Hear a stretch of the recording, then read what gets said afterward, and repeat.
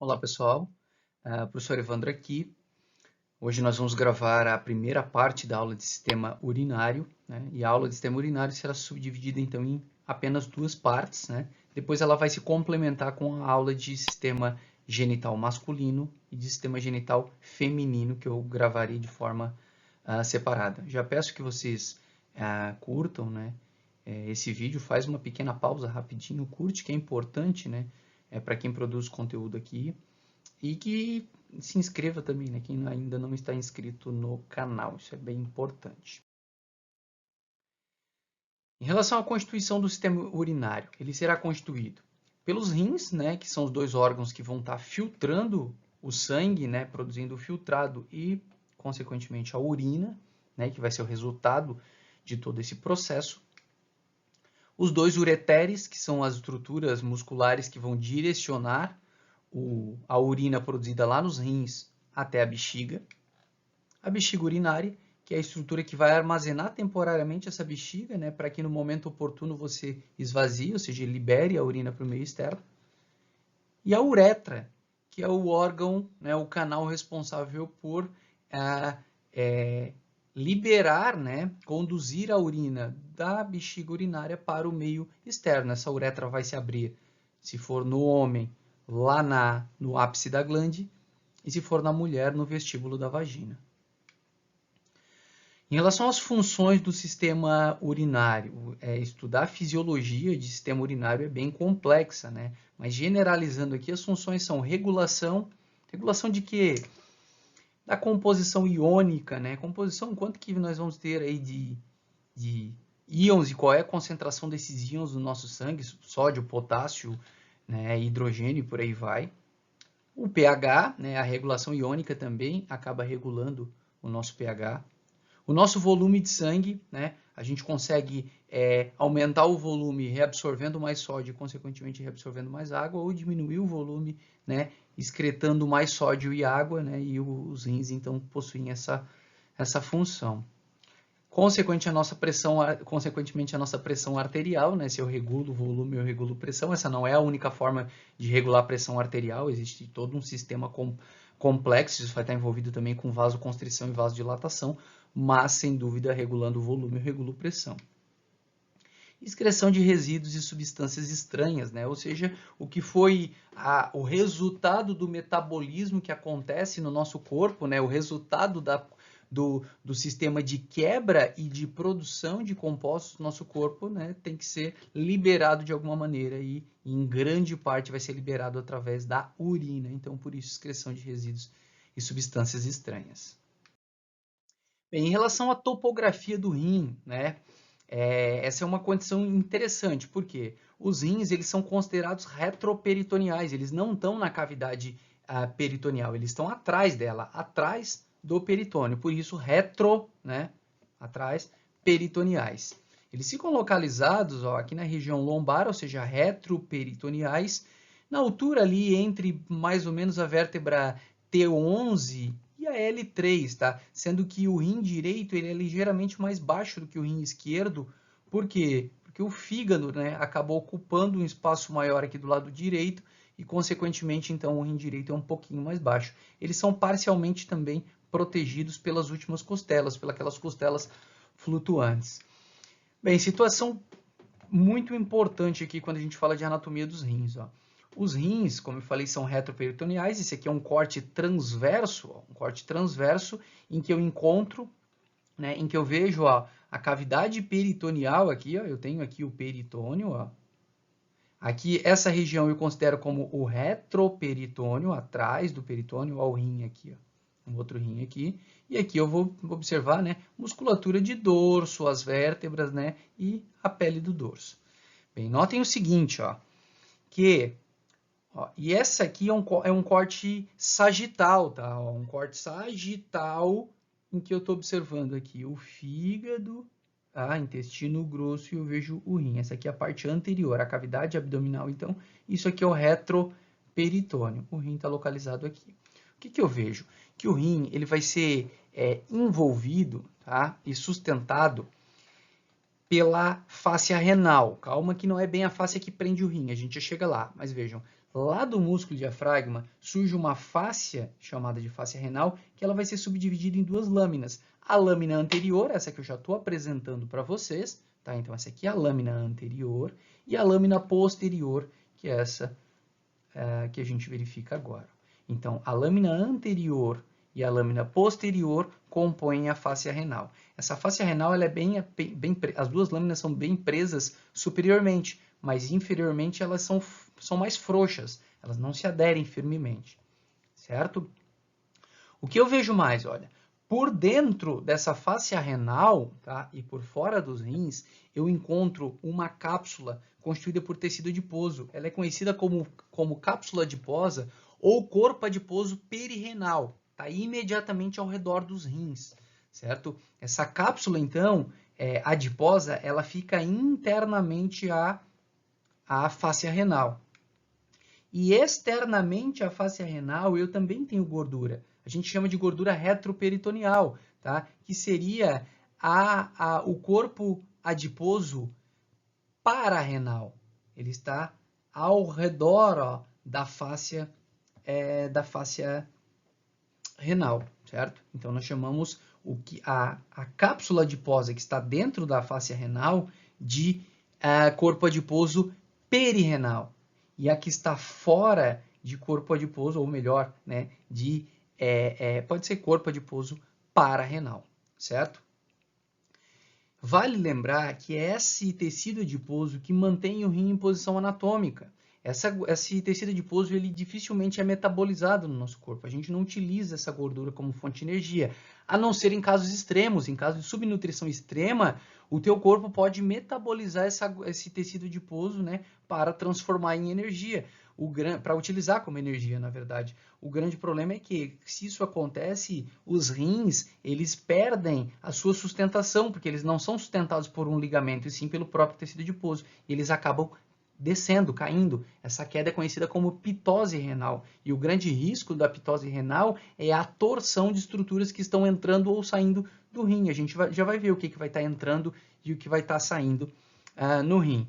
Por dentro dessa cápsula fibrosa, ou melhor, por dentro dessa cápsula adiposa, desse corpo adiposo perirenal, ou essa cápsula adiposa, como eu já falei para vocês, a gente tem uma cápsula fibrosa, que é essa pequena cápsula aqui, ó, que está envolvendo o rim intimamente. Então, de dentro para fora, o que eu tenho? O rim, fora dele a cápsula fibrosa, por fora a cápsula adiposa, mais fora ainda a fáscia renal e mais fora ainda o corpo adiposo pararenal, certo? Essa topografia ela é bem importante. Aqui nós vemos os rins quando já foi retirada as estruturas, né? E aqui eu vejo ele desenhadinho, ó, né? Foi feita uma aberturinha aqui na região lombar para a gente observar o rim delineado. Bem, observando a anatomia agora do rim propriamente dito, tanto a anatomia externa quanto a interna. Ó, aqui eu vejo o rim externamente, aqui internamente, e vejo o rim ele é constituído por um polo superior, um polo inferior, uma margem lateral, uma margem medial, e nessa margem medial, que é toda essa margenzinha aqui, né? Ó, a margem lateral é essa aqui.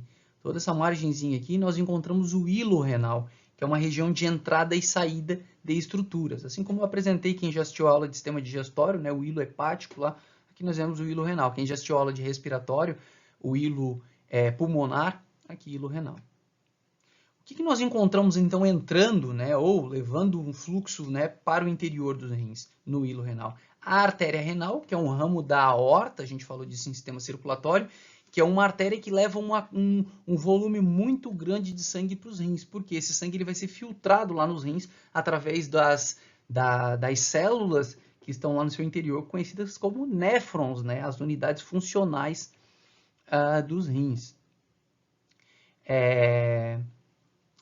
Enfim, a unidade funcional, como coloquei aqui, são os néfrons. Eu tenho a artéria renal, então, levando o sangue para o interior dos rins, tá? Em cada rim eu terei uma artéria renal. Eu tenho a veia renal drenando o sangue desse rim, tá?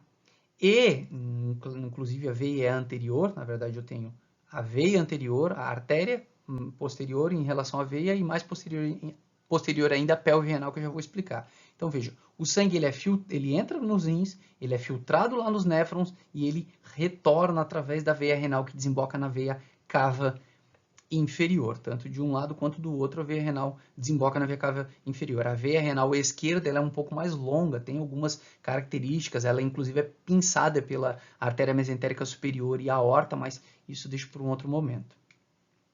E aqui nós vemos a cápsula fibrosa, ó, que o Netter teve o cuidado de recortar aqui, é claro que é um desenho, né, e pinçar aqui, né, repuxar aqui, rebater para que a gente conseguisse observar a cápsula fibrosa envolvendo o rim intimamente. A cápsula adiposa aqui já foi retirada. O que mais nós observamos? Ó? Cortando o rim, nós enxergamos aqui o parênquima renal. E esse parênquima renal ele vai ser constituído pelo córtex renal. Tá? Córtex significa capa ou casca. Mergulhado no córtex renal, eu encontro a pirâmide renal.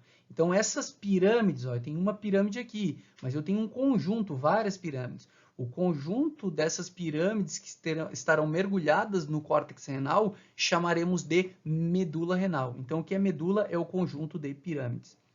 Bem, a parte cortical, ou seja, ó, continua sendo o mesmo tipo de tecido que forma o córtex, mas está entre as pirâmides, formando uma coluninha entre as pirâmides, nós chamamos de coluna renal. E, ó, na pirâmide renal nós encontramos um ápice, né, denominado como papila renal. Essa papila renal ela é constituída, tá, por uma laminazinha equilibriforme, toda perfurada, e é através dessa perfuração, dessas perfurações da lâmina equilibriforme, que está aqui na papila renal, que a urina vai estar gotejando. Então, a urina é produzida nos néfrons, que estarão em grande parte no córtex, em uma parte um pouco menor uma parte dos néfrons, na verdade, estará também na pirâmide, mas não é toda a parte, isso vocês estudarão na fisiologia do sistema urinário, né? E aqui a urina já produzida, não é mais o filtrado, e sim a urina propriamente dita, vai estar gotejando aqui na papila renal. Bem, logo abaixo da papila renal, eu vou encontrar um cálice menor, que é como se fosse um pequeno copinho que vai receber a urina que cai diretamente, que goteja aqui diretamente da papila. Esse cálice menor que recebeu a urina se une com outros cálices menores e vai formar um cálice maior. Então, aqui eu tenho a formação do cálice maior, que é um conjunto de cálices menores. Esse cálice maior vai se unir com outros cálices maiores. Normalmente, um rim tem em torno de 3, pode ter 2, pode ter 4, né? São as variações anatômicas, mas normalmente 3 cálices maiores. Esses cálices maiores convergem e formam a pelve renal. E a pelve renal, ela se estreita, então a pelve renal recebe toda a urina proveniente dos cálices menores, né, que desembocaram em cálices maiores. E essa pelve renal ela se estreita. A partir do momento que ela se estreita, ela vai trocar de nome. Então, ó, até aqui é pelve renal. A partir do momento que ela se estreitou, virou um outro órgão, né, ou desembocou em outro órgão chamado de ureter. O ureter ele vai direcionar a urina produzida lá pelos rins para a bexiga urinária. E lá na bexiga urinária, essa urina vai ficar armazenada por determinado tempo até que seja liberada, né, seja eliminada para o meio externo. Ok? Ó, o espaço entre os cálices aqui, esse espaço que ficou aqui no interior do rim, tá? Que vai ser preenchido inclusive por gordura, por tecido adiposo. Essa gordura aqui é aquela cápsula adiposa que está ao redor do rim e que se invagina para o interior dele, vai ser chamada de seio renal. Então, o seio renal é essa cavidade que eu encontro aqui, ó, esse espaço que sobrou e que normalmente ele é preenchido por tecido adiposo, né, pela cápsula adiposa. Deixa eu ver o que mais vale a gente lembrar aqui. E aí, reforçando aqui de anterior para posterior, o que eu encontro no hilo renal? A veia renal, que está trazendo o sangue do interior do rim para, né, a circulação sistêmica, para a veia cava. a artéria renal, que está direcionando o sangue da aorta para os rins, e a pelve renal, que é a estrutura mais posterior, que se estreita e vira ureter. Não podemos confundir ureter e uretra. Ureter são os órgãos que direcionam a urina dos rins para a bexiga. E eu tenho um par de ureter. Por quê? Porque eu tenho 2 rins. Uretra é um órgão ímpar, é um só, que é o órgão que vai direcionar a urina da bexiga para o meio externo. Então, às vezes, o aluno confunde um pouquinho ureter e uretra, mas são coisas diferentes, são órgãos diferentes. Bem, pessoal, a aula de hoje era esse o conteúdo, né? Na próxima aula que eu gravar sobre o sistema urinário, eu completo o sistema urinário e aí partimos então para o sistema genital masculino e na sequência genital feminino. Agradeço a atenção de vocês, agradeço os feedbacks que continuo recebendo de vários alunos em distintos locais. E deixo um grande abraço para vocês e peço de verdade que sigam, que compartilhem, né, que apresentem esse canal para algum colega que também está estudando, fazendo medicina, odonto, farmácia, enfermagem, psicologia, fisioterapia, enfim, independente do curso, cosmetologia, ciências biológicas, nutrição, enfim, não queria deixar nenhum curso de fora, farmácia, talvez até já tenha repetido alguns, mas apresentem esse canal, porque pode estar ajudando os alunos que estão precisando estudar anatomia humana, principalmente nesse momento que a gente não está conseguindo sair de casa, que a gente não está conseguindo ter aula presencial, né? Em alguns a realidade é um pouco mais fácil, em outros a realidade é um pouco mais difícil. Então, se puderem fazer isso, né, eu agradeço, porque o conteúdo vai estar chegando ao maior número de alunos, essa é a intenção. Um grande abraço e até a próxima aula.